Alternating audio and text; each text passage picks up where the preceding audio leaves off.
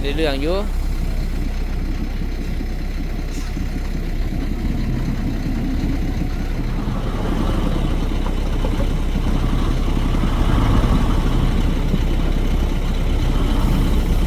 ใส่น้องบ้องยังอยู่เทิงบ่หาสาวเลยอยู่กินหัวแล้วมันมือบ่เห็นหนาเบิ่งคันใดก็บ่เห็นเนาะคันใดก็บ่แม่นคันใดก็บ่แม่นแนมเลยอย่างนี้ว่าบ่ว่าเมื่อทางพุ่นเขายังเมื่อทางพุ่นจอดจอดจอดมันบ่ซาวอันนี้เอาแม่นว่า30แต่ว่าเบิ่งไปเบิ่งมาสบายดีมันเด้อ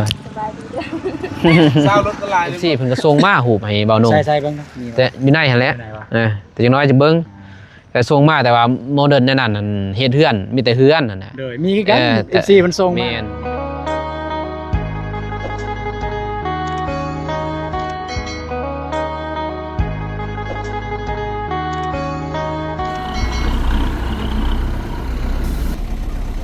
เรื่องอยู่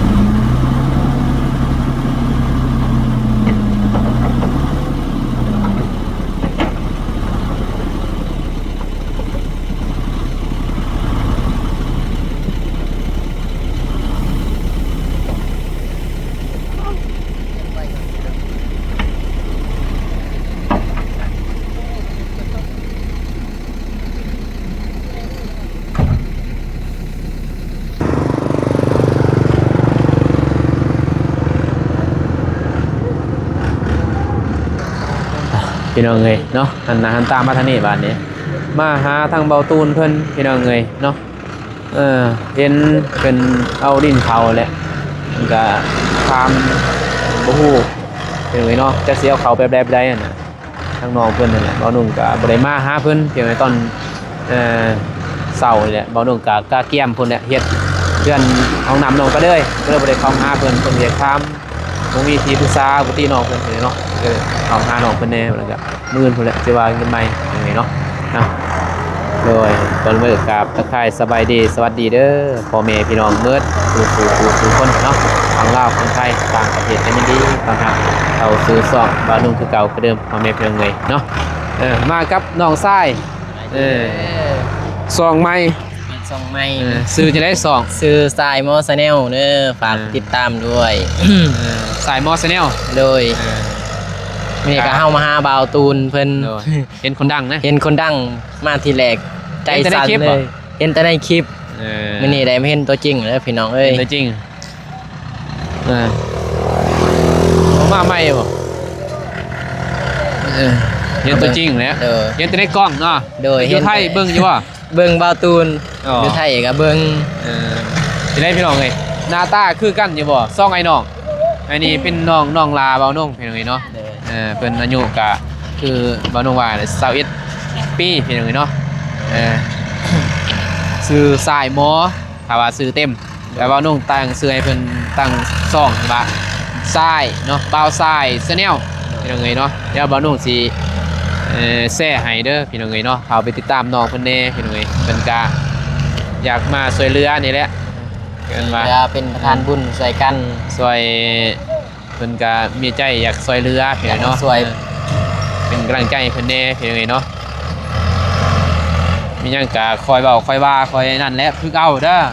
บ่แม่นสิเป็นบัดนึงบัดเดียวเด้ไอ้เบาตูนให้คักตะกี้หั่นสิเป็นหยังมีแต่เห็นอ้ายก็พูดไปอัดไปเปิดคลิปจะน้อยบัดนั้นจึงถามมื้ออื่นมาถามเพิ่นถ่ายคลิปเพิ่นเห็นบ่แล้วก็ถามเพิ่นละเอียดเป็นจังได๋ตอนแรกๆบอกแนววิธีแนวนั้นแนวนี้เพิ่นสิบอกดอกความรู้ไปตรงนี้เนาะประสบการณ์แรกๆก็มือตีนก็สั่นหมดแหละเว้าบ่ยังบ่เป็นดอกเป็นไงเนาะจังได๋ก็ดึงไปจับกล้องไปลืมไปเด้อปล่อยแอบไปแล้วเลยโทรศัพท์ก็บ่มีใช้โทรศัพท์ก็ว่าสิถ่ายคลิปพี่น้องเอ้ย เบิ่งใส่ให้กลัวเบาตูนตอนนั้นอีก สับแตกเบิด บ่มีฮอดปุ่มปุ่มก็บ่มีไปทำงานอยู่ไทยไว้ซื้อโทรศัพท์ก็บ่ได้ซื้อเอาน้องก็คือว่าเด็กออกพี่น้องเอ้ยอันนั้นตามมาทางนี้บาทเนี่ยเราตัวเป็นเฮ็ดตอนเช้าเนี่ยเพราะว่าตอนเช้าเบานุ่งก็บ่ได้แวะหาน้องเพิ่นพี่น้องเนาะฟ้าวให้มันแล้วเพราะเบานุ่งก็กะเกียมนั่นแหละยันเนี่ยเบานุ่งเกิดลูกก็ยากแน่บัดนี้จังหน่อยก็เลยพาไปเฮ็ดจนแล้วพี่น้องเนาะมุ่งยังน้องนำน้องก็เลยว่าแวะมาหาน้องเพิ่นเพราะว่าเพิ่นก็บ่มีที่ปรึกษาเนี่ยก็เลย FC ก็คอมเมนต์มาแล้วก็แซดมานำแน่พี่น้องเนาะให้ว่าน้องมาเบิ่งนำแน่ต้นน้องเพิ่นเฮ็ดบ่เป็นนะยันเฮ็ดลงดินยังอย่ามันเกินไปนี่เพิ่นเสียเงินหลายนะเพิ่นว่าเนาะก็เลยว่าให้แพกว่าเสียสำใดเงินสำใดให้น้องเพิ่นจะแพกเพราะเพิ่นบ่มีประสบการณ์เนาะในการเฮ็ดให้แล้วน่าสิแล้วอยู่เรื่องเลยเนาะ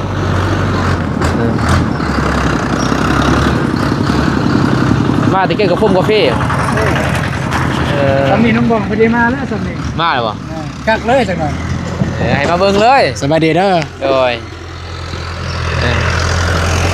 จักขั้น ฮะ จักขั้น 20 คัน นักเติบเนาะ โดย รถหนึ่ง 600,000 6เส้นทวนบ่ โดย แม่นละ20คันมันก็ต้องลงเลยน้องบ้องยังมาแล้วบ่จักแต่ส่วนไปเกี่ยวกาแฟบ่ แม่นน้องไปเก็บกาแฟน้องเพิ่น กักลงเลยเมื่อส่งน้ำล้างจ้ะ แม่นเพิ่นเรามาก็สิกักไว้เลยให้มาเบิ่งนํกันเนี่ย ให้น้องเบิ่ง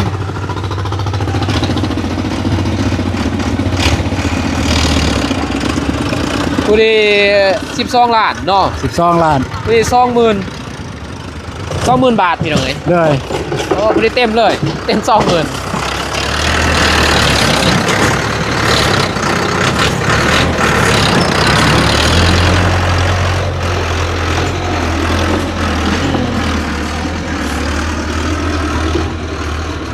แล้วงามแล้วสำนี่แล้วเฮ็ดสูงหลายกับบ่ได้อีกมันเลยจะเจอสีนั่นอีกจะเซลเขาอีกได้ดินจ้ะ หืม ก็ขึ้นประมาณพา40นี่แหล้ว40เซน โดย ก็ขึ้นก็เพราะ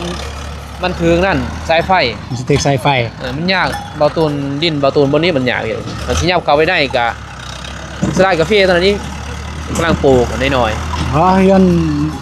ต่ำๆก็ได้นะบ่ถึงสำนั้นดอก ๆเพื่อนได้ก็ได้ โดยสำเฮือนอ้ายพอดีแล้ว เพื่อนได้ก็ตอนนี้3รวมหมดเลยก็4เมตร โดย แต่ดินฮอดนั่นได้หลังคา4เมตรปลาย4เมตร5ก็พอแล้วพอเฮ็ดห่านได้พี่น้องเอ้ยมันบ่แม่นเฮือนนะ ห้านนะเฮ็ดห้านเอานะ ว่ามีงบมีเงินก็เฮ็ดต่อพุ่นเฮ็ดเฮือน โดย เพราะว่านี่ก็ทางเด้เฮ็ดทางใหญ่เนาะต่อไปนี่ก็ห้างเป็นห้างขาหันหยังมัดมือเนาะ โดยมือเลย หมื่นคลำบ้านบ่หมื่น โดยมือกันลำบ้าน เอาออกได้บ่จัง น้องบ่ เออ ก็น่าจะได้อยู่คิดว่า แต่ว่าเราสิถามก่อนสิถามผู้ใหญ่ในบ้านก่อนมัน ออก ได้ ไปได้บ่เงินออกบ่ได้อีหยัง บองมาแล้วบ่บองฮะเราเมื่อแล้วแล้วว่ายังอยู่พุ่นบ่มาแล้ว ยังอยู่พุ่นนั่นแหละกำลังมาก ำลังมาติ พออ้ายมามื้อนึงก็บ่เห็นเนาะ เอาเบาโก้เพิ่นสิเข้าไปหาหน่อยหนึงบ่เห็น ยามนี้นี่เฮาสิให้น้องๆเขาอยู่เฮือนก็เกรงใจอะนะว่าช่วงเก็บกาแฟมันกระทันหันเด้มันจำเป็น น้องก็เด้อก็บ่ได้อยู่เด้ แน่ มีแต่อ้ายเองอยู่ นั่นแหละก็คือน้องก็เด้อให้กันนั่นแหละเฮาก็ ไปหา เฮาสิว่าน้องก็เด้ออยู่ทุกมื้อก็ เป็น ไอ้ ไป ต้น บ่ได้ น้องเพิ่น เขาน้ำตาป้าเด้ แม่นว่า กินยา รายได้เพิ่นก็อยู่หั่นน่ะเด้สิให้น้องเพิ่ มัน นได้เงินกันมีแต่ช่วงนี้เนี่ย เด้อย าม แต่ นี้ ส่วน เด้ นี้แหละ มีกาแฟก็บ่มีแล้วพี่น้องเอ้ยนี่แหละยับมาเพียงนี้คือว่าฮอดพุ่นซะได้ยินซื่อๆหลังเนาะต้ม บ่ก็ดีคือกันอยู่หั่นก็ โอ้ เฮ็ดบอลนั่งเล่นนั่งหยังก็ได้ ได้อยู่แต่ว่าโตเต้นเนี่ย ดีแท้มีท่อพี่น้อยใส่ท่อเอาเพราะว่าดินน้องมันลบบัดนี้นะ เด้อ คนมันโน่นมันสิไล่น้ำมันสิไล่มาพี่ งามแต่กันสมมุติว่ามันตั้นนี่มันก็มันก็ อ้างไว้พุ่น น้ำมันอ้างอยู่พุ่นแต่มันไหลมาทางพุ่นเลย สิอ้างไว้พุ่นนี้โค้งพุ่นก็บ่เป็นหยังดอกเด้อ อะไรกันมันกระเปื้องลายอีกสิไล่ท่อนี่ แม่นกันใส่ มันลายเติมไปได้นี่ ลายเติบน้องคิดอยู่สมิธว่าสิใส่ทอ อ่า แต่ว่าทอ มาเสลียเบิ่งอู้ ลายเด้ ลายเดี๋ยวกลัวขุดเอาซะจักหน่อยเนี่ยน้องคิดว่าตอนหน้าเนี่ยน้องก็ขุดห้องมาทางนั้นเลยทางล่างใส่พุ่น ใส่ท่อก็ได้คุณห้องก็ได้ดอกน้ำบ่ลายบ่ครูปีเอง บ่ได้ลายบันไดทางนี้ บ่ลายเหรอ บ่ลาย เออยังอีกบ่ หมดแล้ว มีอันรถบ่ รถใหญ่ก็สิจอดอยู่หั่นเด้ โอ้ สิลงอยู่หั่น ไม่หรอก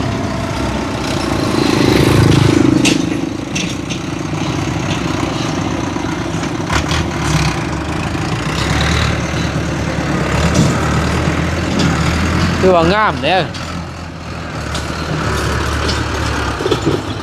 ลายเติบเลยเศร้าก็เศร้าพัน แต่ว่าเฮามีดินมันโน่นแล้วเฮามาเฮ็ด12 ล้านนี่ก็ลายเติบแล้วพี่น้อง เด้อ เฮาซื้อบล็อกนี่ก็ลายแล้วได้บล็อกเล็กเสานี่ก็อยากครึ่งเลยเด้ เด้อเทละน้อยเอา เพราะว่าเฮ็ดเรือนแนวนี้เฮ็ดเรือนห่านบ่เปลืองปานใด เด้อ บ่คือเรือนนอนเทิงเด้เรือน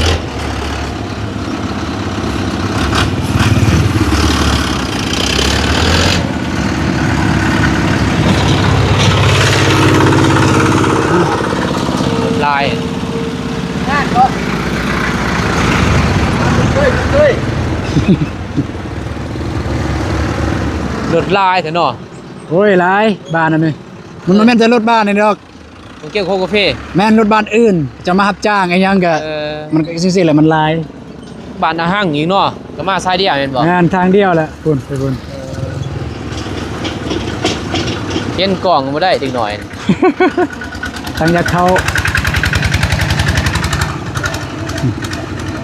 เห็นกล่องแล้วก็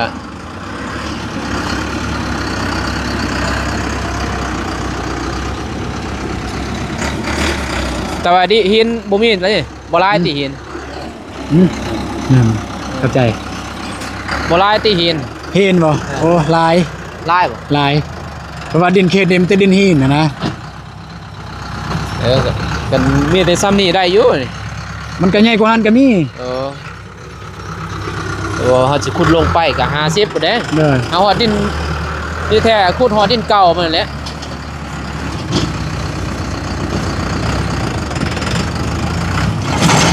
มีแต่เงิน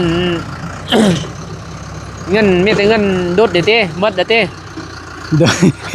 หมดแล้ว พี่น้องเอ้ยเนาะ เออ บ้านเมืองเพิ่นสิตื่นแล้วนี่ตื่นบนบ้านเมืองว่าสิมีเงินเฮ็ดบ่มีได้พี่น้อง เด้อ มีแต่ เงินนี่ไอ้ลงนี่ซื้อไอ้ลงดินไว้นี่ซื้อบัดนี้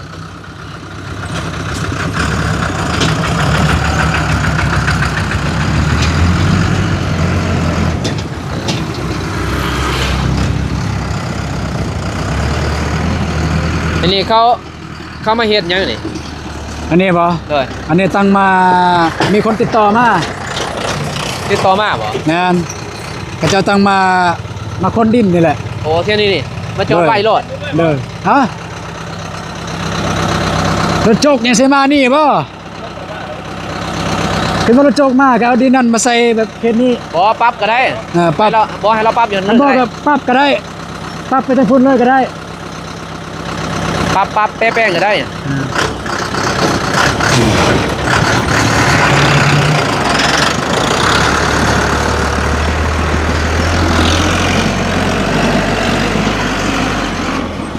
ยากนะ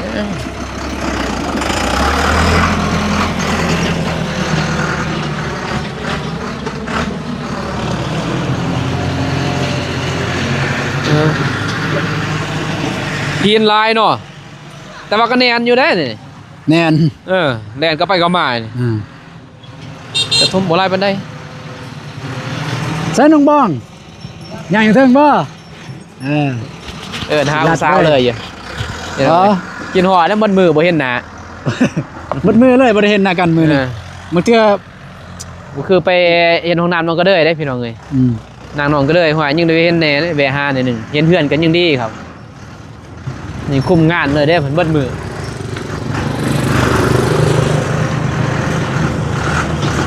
นั่นนี่มากเนาะ มาแล้วก็สิอ้อมทางหลังอีกแอมมันนะล้อมหัวทางหลังไฟเนี่ยเพราะว่าดินทางหน้าเนี่ยมันดินล่วงแล้วดินลัด ดินลัดนี่ แม่นทางหน้าเนี่ยต้นนั้นนะซื้อ เพียงเลยนี่ ต้นพุ่น เป็นละหัวนี่บ่ แม่น โอ้ ซ้ำพุ่นนะซ้ำนี่ แล้วตัวนี้ดินลัดแม่นบ่ อันนี้ดินผูกน้องนี่นะดินลัดซื้อนะซื้อนี่เพราะว่าพวกน้องแอมเลยอ้อมเลยตะกี้มีหยังวะเกินหยังอ้อมเนาะอ้อมเลยอ้อมเลยตะกี้แต่ว่าเพิ่นให้มากแล้วได้ถ้าเฮาบ่ได้มากจังนั้นนี่ก็สิมากแล้วนี่พอนี่หมดบ่จังนั้นสิแอมแต่ตั้งแต่นั้นพูดอ้อมคือพูดนี่เห็นมันงอกไปเนาะแม่นเพราะว่าเวลาเพิ่นมานี่มันยากเพิ่นเหยียบเลยเด้หัวนี่อีหลีก็เฮาบ่เที่ยงเพิ่นเพราะว่าเพิ่นเคยมาเตือนแล้วว่าไปอ้อมเด้อนี่ไปเพียงใดแต่นี่ดินลัดก็สำนั่นแหละสำขนาดของหม้อไฟหั่นนะแต่นี่ของน้องนี่เพียงนั้นไปหันบ่ซ้ำ2คูณ2ว่าไปมันอันตรายได้หั่นใดแม่นเพิ่นเตือนเฮาก็ดีกันเด้มันอันตรายตัวมันไก่กกาแฟมันอยู่ไก่กับไผ่พี่น้องเอ้ยอย่ามันดูดเวลาเฮาเก็บกับพวกกาแฟแม่นบ่ดูตะลี่เลยเบิ่งจะให้เพิ่นปะเลยแบบปั๊บแล้วตอนนี้จะมางยากได้นี่แม่นจะให้เพิ่นปะจังซี่เลยเดี๋ยวจะน้อยอายของน้องเพิ่นก็สิปรับคือกันก็สิเอาดินไปใส่พอแล้วอันนั้น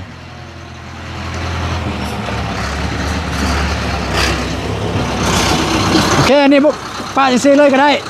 เพราะว่าอายของน้องเนี่ยเพิ่นอยากสิปรับดินอยู่หั่นก็เอาดินตัวนี้ไปใส่ก็ได้ลืมบอกเมื่อกี้นี่ขอโทษหลาย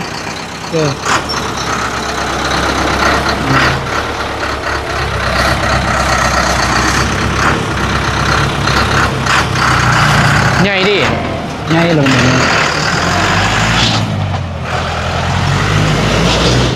ไปแล้ว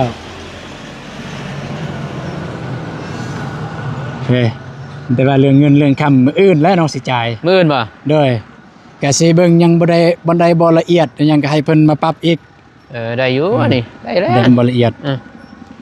มื้ออื่นพุ่นแล้วให้เพิ่นนั่นอีกทุยนิดนึงแปลงนี่ก็มันมืดมันค่ำแล้วมื้ออื่นให้เพิ่นคุยนิดนึงจุดทุยแป้งนี่ก็ปักพังจ้างเขาปักพังขุดไว้นะเลยสำได้ก็เอาพี่น้องเอ้ย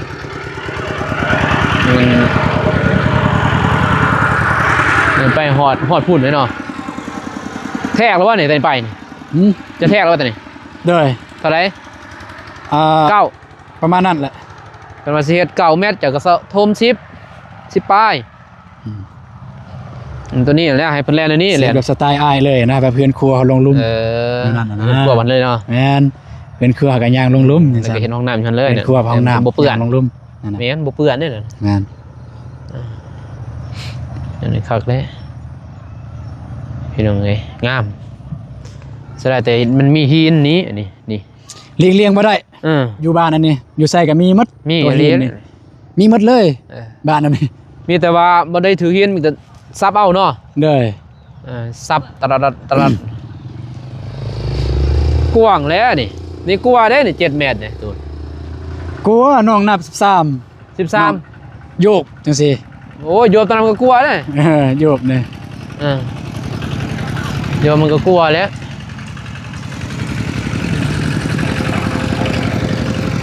เบิ่งคันใดก็บ่เห็นเนาะคันใดก็บ่แม่นคันใดก็บ่แนมเลยอย่างนี้ว่าลีกทางพุ่นเขายังเมื่อทางพุ่นเมื่อทางพุ่นโอ้ยลีกเฮือนเฮาตายแล้วทางบ้องอยู่เลยมื้อจึงถ้าว่าน้องว่างก็พาน้องมาเว้ยมาเบิ่งมาบอกไป ตอนเสาร์นี่ก็มาครับจะหับน้องก็มาเบิ่ง แม่น แบบใด ความจริงนี่อยากให้น้องเพิ่นมามื้ออื่นเพราะว่าสิได้มาจ่ายเงินนํกันเลย แน่ นะ เลยแล้วก็จ่ายนำกันแล้วก็เบาเบิ่งบ่ได้มันบ่เหมาะสมกับถามน้องบ่บ่ได้ไปปรับอันนี้นะเวลาเฮ็ดมันยังกันสำบายแน่นั่นแหละยังไงตัวใดมันบ่ฮู้ก็โทรหาอ้าย เด้อ ตัวใดมันนั่นก็ มื้อนี้น้องสิโทรอยู่แต่น้องฮู้แล้วอายเข้าไปพุ่น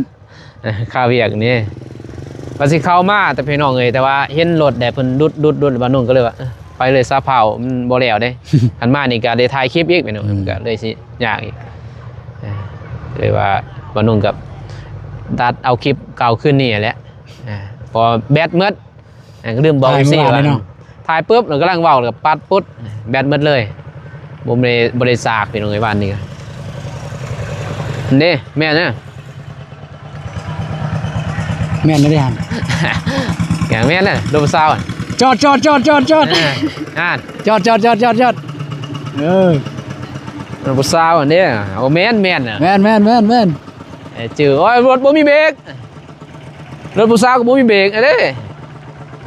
ลงมา มาเบิ่งนะยังกินฮอดวะ สิปาดเนี่ย ยังกินฮอดวะ นี่หยังเอาสิมีหยังไปเบิ่งดินโอ้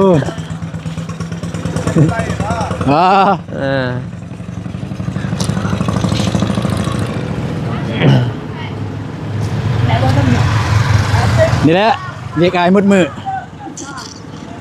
เห็นบ่ผลงานวะ เห็นบ่นี่อายได้ดุดนี่อายเอานี่เนี่ยเอาทำมีดคิดว่า30แต่ว่าเบิ่งไปเบิ่งมา สบายดีมันได้เด้อ เศร้ารถก็ลายเลยบ่ ลายแล้ว เศร้านี่ก็สำได้แหละก็เรือเพื่อเนี่ย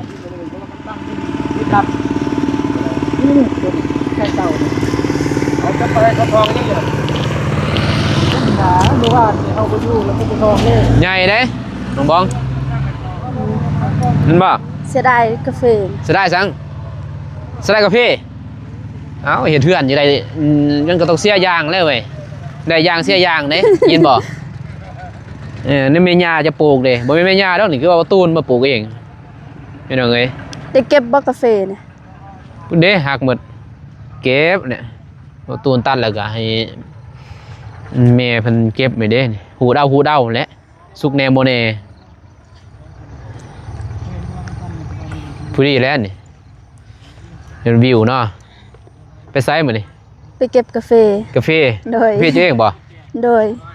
ได้เท่าไหร่ กาแฟสุกลายแล้ว สุกหลายแล้ว โดย เอาว่าบ่สุกว่ะ เก็บแต่มือเบาเตียงมาบ่จัก โดย โอ้ก็แม่นแหละจนนี่ก็เบาเตียงมากับวันที่เรากลับวันที่หยังมันวันที่20ปลายแม่นบ่บ่ตูนบ่เตียงเพิ่นกลับวันที่20ปลายติ กับแต่เวียงบ่ บ่แต่นี่นี่ จื้อเด้ ก็แม่นนั่นแหละวันที่26นี่แหละ26ประมาณนั้นแหละ 27พี่น้องเอ้ยก็แม่นแล้วนี่ก็12เนาะก็สุกแล้ว2ทิศเด้ 2ที มันก็สุกแล้วบ่ยามันแล้วห้องน้ำน้องก็เลยบ่ตูนไปเก็บซอย บ่ทันแล้ว บ่ทัน ล้นหมดนะ เอ้าแล้วก็ยะยังมือแล้วเนาะมื่นจ้างเขา จ้า บ่ตูนจ้าง นี่ยังสิจ่าบ่มีให้ไปเก็บ อีหลี น้องซอกคนมาเก็บเนี่ย จนเมื่อย จนเมื่อย บ่น้องคือกันพี่น้องเอ้ยบ่มี พอตัวว่าจ้างโล 5,000 ไปกันญาติกันมา เขาเบิ่งกาแฟเฮามันบ่หลายเขาเลือกพี่น้องเอ้ยยามนี้เนาะมันเลือกได้บัดนี้ตะกี้นี่เขาได้ก็ได้เมิดตะกี้เดี๋ยวนี้มันบริษัทมันสุกแห้งพี่น้องบัดนี้มันสุกหลายแล้วเขาก็ไปบริษัทแล้วก็บางทีก็เขาอีกแน่แม่นบ่เขาสุกแล้วเขาไปเกี่ยวเขาน้ำแน่บัดนี้ก็เลยว่า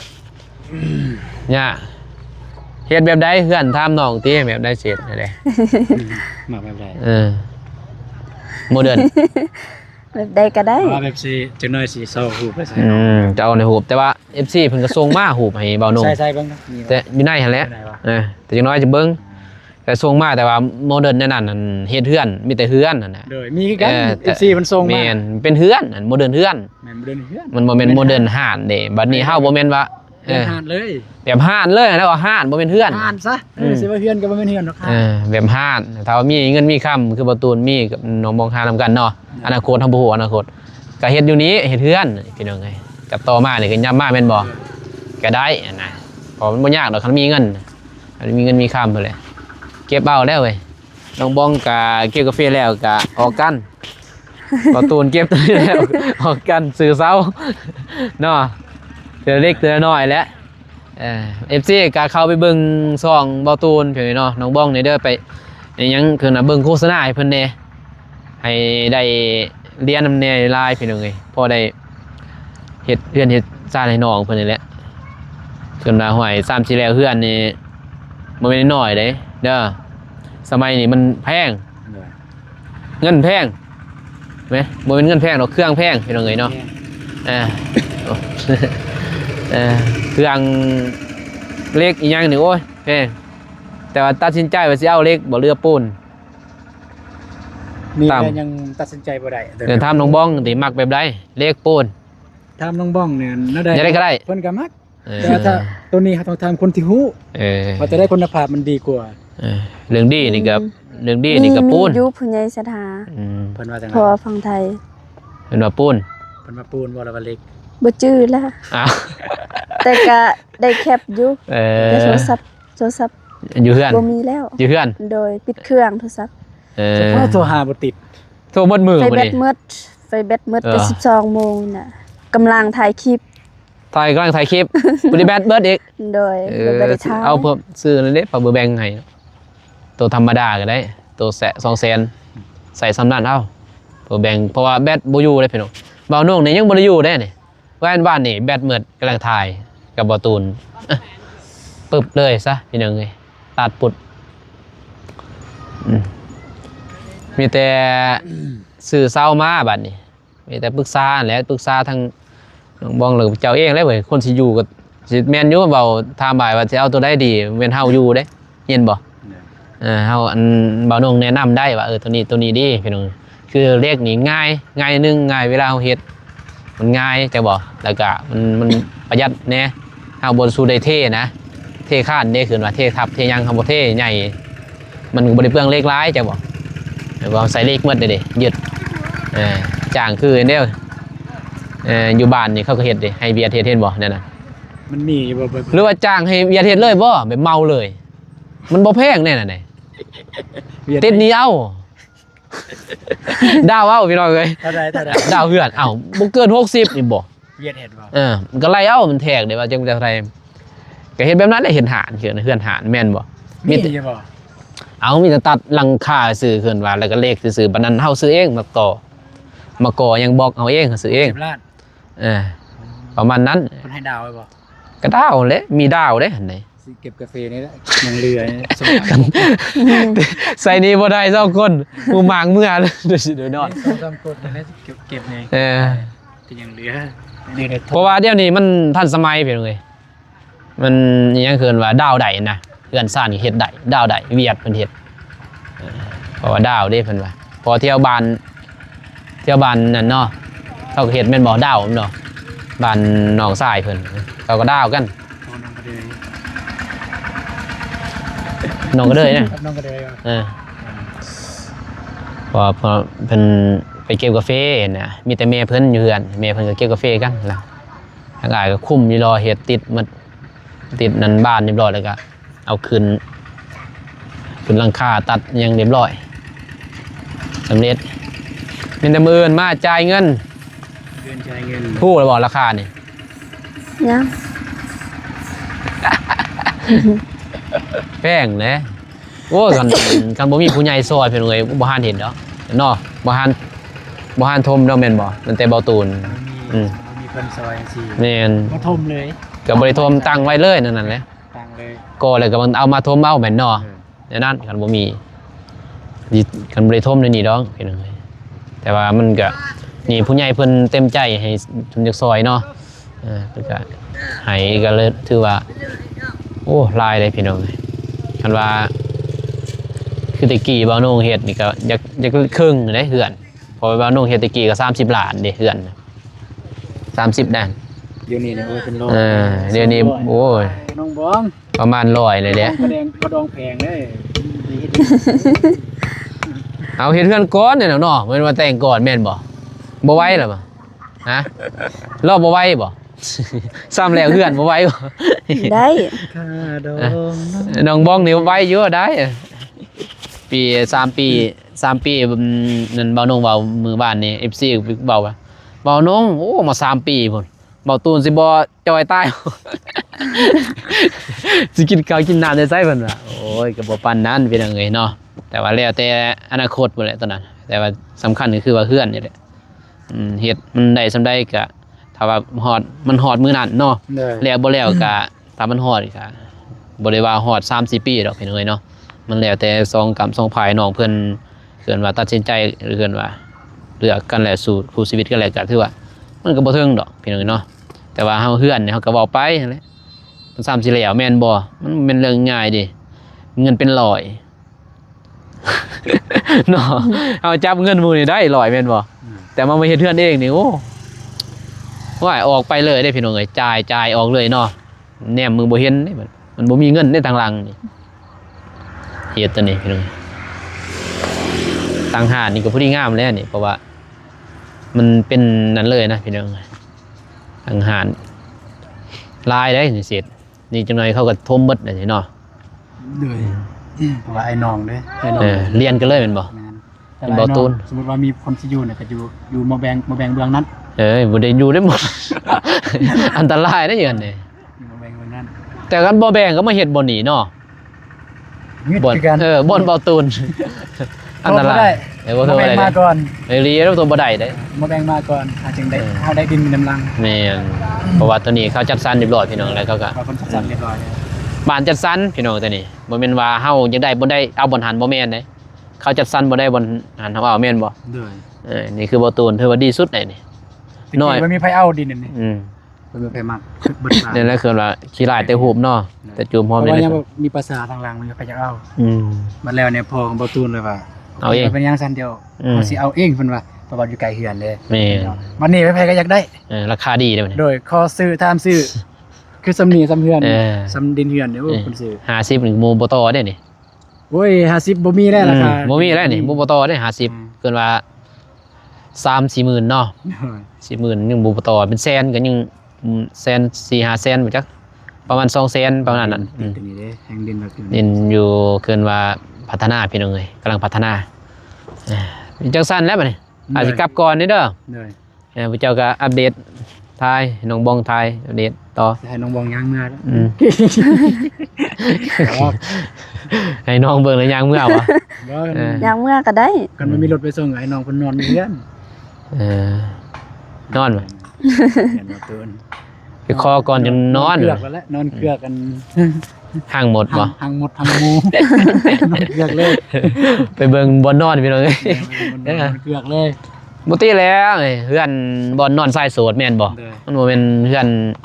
ก็ธรรมดาแหละสายโสดจังได๋น้องบองไปจัดการเองบ่ยากดอกแป้นเตือนไปแล้วจังได๋เด้อไอ้กลับก่อนเด้อ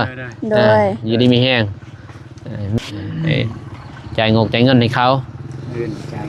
12 ล้านน้องบองเอ้ยแพงบ่ แพง 12 ล้านเป็นไม่น้อยเด้ น้องเพิ่นจะได้ฮู้จำนวนเงินยังบ่ได้จับซั่น บ่ตีดอกโอ้กะ แต่ว่ามื้ออื่นสิให้จับ เงิน จับ เอ้ย จับให้กระจาย นี่ดิคือในกระสันได้เด้อกลับก่อนเด้อ โดย ค่ำมื้อแรกเพิ่นเลยพอน้องเพิ่นก็อยู่พุ่นอยู่กับปื้อพุ่น กระปื้อเรา เออมีแต่มื้อนั่นแหละ เปิดได้ซอง เปิดแล้วไอ้เปิดแล้วมีแต่ จะได้ชื่อซอง สายเบาสายชาแนล ใช่ใช่ไหมถ่ายแล้วบ่มีพอผิดแล้วบ่ ถ่ายให้ตอนเช้าคลิปหนึงมีแต่มื้ออื่นนั่นแหละเข้าไปก็ให้เบาตูน ได้เดี๋ยวสิพาไปแชร์ เอาเบาตูนไปอัปเดตแล้วก็ให้ไปแชร์ประสบการณ์ให้น้องเพิ่นแหน่ตอนแรกๆเกินว่าในการสิเป็นยูทูบเบอร์เบาตูนถ่ายนี่ฮู้หมดแล้วเห็นหมดแล้ว ไปถ่ายบัดคลิปนี่พี่น้องก็เปิดคลิปนี่กับเบาเจ็บนี่ไปรีอยู่พุ่น อยู่หลังเฮือนแล้วก็ตาย2คนประมาณ2เทื่อพี่น้องเอ้ย3เทื่อหมดแล้ว ใกล้ สิ 4-5เทื่อเพิ่นบ่ บ่ได้เพิ่นว่า2คนบ่ได้เอาไม้ลบมาเว้าไม้อีกพี่น้องเอ้ยแต่ว่าน้องบอก ตะกี้คือเดี๋ยวนี้นะครับกับบ่ชิมนะ กาสุดท้ายสบายดีเด้อพ่อแม่พี่น้องนะครับหยุดสิว่าหยังต่ออ้ายบ่ได้บ่คือเดี๋ยวนี้มันก็บ่แม่นว่าเป็นเนาะเดี๋ยวนี้ มันลึงอะเด้ ลึงแล้วลึงแนวนั้นกันนั่นเลย เว้าแบบธรรมศาสตร์เลย แม่นบ่ได้ต่ำบ่ได้หยังแล้วเดี๋ยวนี้ พี่เก้ย่านแต่พิษอันน่ะเว้านึงย่านพิษพลาดพี่น้องเอ้ยเนาะเว้าตอนนั้นก็ย่านพิษเพราะว่ามันก็บ่ผิดแม่นบ่แต่ว่ามาพังสำเนียงเฮามันเว้าคือบ่ม่วนน่ะก็ละรวบทีมแหละมาเฮ็ดใหม่อีกแต่ว่ามันสิดีบ่กว่าเก่าก็ซ้ำนั่นแหละเฮาเป็นนั่นแหละเนาะ เฮาเว้าซ้ำนั้นแต่ว่ามันพัฒนาในการเว้าการว่าและกันเกินว่าสื่อสารให้ FC ได้ฮู้ซื้อเดี๋ยวนี้พัฒนาแล้วคือบ่ตูนก็หลายแล้วประสบการณ์หลายแล้วเฮ็ดเฮือนก็หลายลังเลยพี่น้องเอ้ยเบาโกก็หลายลังแหละ100,000ซับว่าสิแวะมาอยู่แต่ว่าเพิ่นไปเตะบ้าน มีได้บ้าน มีแต่มื้ออื่นแล้วเจอกัน เลยมื้ออื่นเนี่ยบ่ฮู้ว่าน้องแต่นั่น กันแล้วก็เบิ่งก็ว่าไปบ่ได้ก็บ่เป็นหยังเสียเองอยู่ เลย มีแต่ว่าภาวะเข้าได้บ่ จังหวะเดียวมื้ออื่นจังเบิ่ง เสร็จท่านสิบอกเขาบ่ได้ก็บ่เขาผมมีว่ามื้อใดบุญบาท มื้อฮื้อ วันที่14 และนางเอกนี่ล่ะสิมากินยาก มาลองสีมือน้องบอง เงินบ่เป็น มาเพียซอยจุ สิได้ถ่ายอยู่บ่เพราะว่ายันเปิดเพลงเปิดหยัง มันแต่เสาบ่เป็นหยัง ถ่ายตอนเช้าน้องมันมา แต่เช้าแล้วก็ ตายแล้วตอนเช้าแล้วบรรยากาศแล้วก็มาพากเอา2คนก็บ่เป็นหยังเด้อ เสียงก็ได้ มาพากว่าวันนี้เด้อแบบนี้ไปเทปประเพณีแบบนี้เฮ็ดหยังน่ะนะวิธีเข้าเลี้ยงหยังเลี้ยงหยังก็ถ่ายแต่ว่าเวลาตัวเฮาคาสัตว์ทางนั้นบ่ถ่ายเพราะว่ามันบ่ดีพี่น้องเนาะเพราะว่าเฮ็ดเข้าก็บ่ติพี่น้องเนาะส้นเผาเนาะเฮาบ่ได้มันมีหมดอ่ะนะ แต่ว่ามันบ่ได้ว่าหมายความว่าเขาสิถ้าทุกมื้อ มันโดนๆปิด มันโดนเทื่อนึงมันคือจังซี่แหละ มีงานเลย คนบ้านก็ปีละเทื่อ เพื่อนว่ามันหลีกเลี่ยงบ่ได้เนาะ เลย ซึ่งแบบศาสนาพี่น้องหรือว่าความเชื่อถือเขานั่นแหละแต่ว่ามันเฮาก็ลบหลู่บ่ได้เนาะตามความเชื่อถือจริงๆสั้นแหละ เลย กลับก่อนมาไม่มีแต่ให้เบาตูนเด้อไปส่งเด้อ ได้ นี่พออายมือกล่องกันพี่น้องเลยกดเลยกดเว้นวันนี้บ่แล่นรถมื้อหนึงนี่แล่นรถบ่ไว้1พูดแม่นนะเนาะปีบเลยหนองทรายโอเล่กลับก่อนได้เป็นเด้อ มื้อเจอกัน โอเคมีหยังก็เซตฮะ บ่เจอกันมื้อฮื้อ โอเคมีหยังก็เซตฮะเด้อ อ้ายมาเฮือนน้องแล้วมื้อฮื้อ มาได้เช้าเฮ็ดหยัง ฮะ เฮ็ดลาบ มาม่วนมาลิ้นกันแล้ว เฮ็ดลาบเฮ็ดก้อย กินข้าวกินน้ำแล้ว โอเคง่ายดอกเพราะว่ามือบุญบานก็บอกบ่ตูนพี่น้องก็ปวดเห็นบ่โอ้ลายเลยเนาะกาแฟเนาะโอเคกลับกันไปนี่ โดย มียังไงให้น้องอัปเดตมาเลยพี่น้องเอ้ยปะจะเดินทางกลับก่อนบัดนี้พอน้องชายเพิ่นก็สิเมื่อมันค่ำเลยพี่น้องเอ้ยเนาะทางน้องเพิ่นนี่แหละทางเราสายเพิ่นพี่น้องเอ้ยโดยยังไงก็ไปติดตามเบิ่งพี่เนาะมีแต่ว่าให้น้องเพิ่นวิธีเว้าที่บ้านเลยเด้อแล้วก็ทำอ้ายเพิ่นนั่นแหละทำอ้ายตูนน้ำแน่อ้ายโก้น้ำแน่แล้วคอยศึกษาไปนั่นแหละบ่มีไผดอกเก่งมาแต่เกิดเด้อคอยเป็นคอยไปพี่น้องเอ้ยฝากในเด้อพี่น้องเอ้ยฝากน้องชายเบาน้องแน่พี่น้องเอ้ยเนาะไปพี่น้องเอ้ยเนาะคลิปนี้เบานุ่งก็สิจบเพียงเท่านี้ก่อนขอแม่พี่น้องเอ้ยเนาะขอบคุณขอบคุณเนาะทางผู้ใหญ่ใจบุญทุกท่านพี่น้องเอ้ยเนาะมื้อนี้ก็มาอัปเดตบนที่เบาตุนกับน้องบองสิสร้างบ้านพี่เนาะว่าสิเป็นจังไดพี่น้องเนาะก็รอลุ้นรอชมไปนำกันเด้อพี่น้องเอ้ยเนาะว่าความฝันน้องๆเพิ่นทั้งสองมันสิเป็นจริงบ่พี่น้องเนาะก็รอติดตามเบิ่งตามชมพี่เนาะที่เรือนที่ซ่านนี่แหละสิ่งสำคัญก็คือ FC พี่น้องเนาะ ซัพพอร์ตน้องๆเพิ่นก็คือเบิ่งของโฆษณานี่แหละพี่น้องเอ้ยเนาะบ่คำโฆษณาทั้งน้องๆเพิ่นก็เก็บเงินนั่นแหละพี่น้องเอ้ยเนาะจากถ่ายคลิปแล้วสิมาเฮ็ดงอมเฮ็ดเฮือนพี่น้องเอ้ยเพราะว่านี่ทมนี่กับผู้ใหญ่เพิ่นพี่น้องเอ้ยเนาะเพิ่นอีต้นนั่นแหละทั้งน้องบองเบาตูนเพิ่นอยากให้น้องเพิ่นสมหวังเบิด2คนนั่นแหละก็เลยว่าเพิ่นต้มให้พี่น้องเนาะเงินเป็นเงินก็12 ล้านเก็บเป็นเงินบาทก็ 20,000 บาทพี่น้องเอ้ยเนาะถือว่าแพงทางลาวนี่แพงแหละพี่น้องเอ้ยเนาะเพราะว่าขั้นละ 1,000 บาทแพงพี่น้องเอ้ยเพราะว่าตะกี้บ่แพงแต่นี่แพงแล้วไปพี่น้องเอ้ยเนาะบ่าวนุ่งก็สิเดินทางกลับก่อนบัดนี้กล่าวขอบใจขอบคุณทางผู้ใหญ่ใจบุญทุกท่านเด้อที่เข้ามาติดตามรับชมไปเนาะพอๆกันใหม่คลิปหน้าคลิปนี้ขอกล่าวคำว่าสบายดีพี่น้องเอ้ยไปบ๊ายบายไป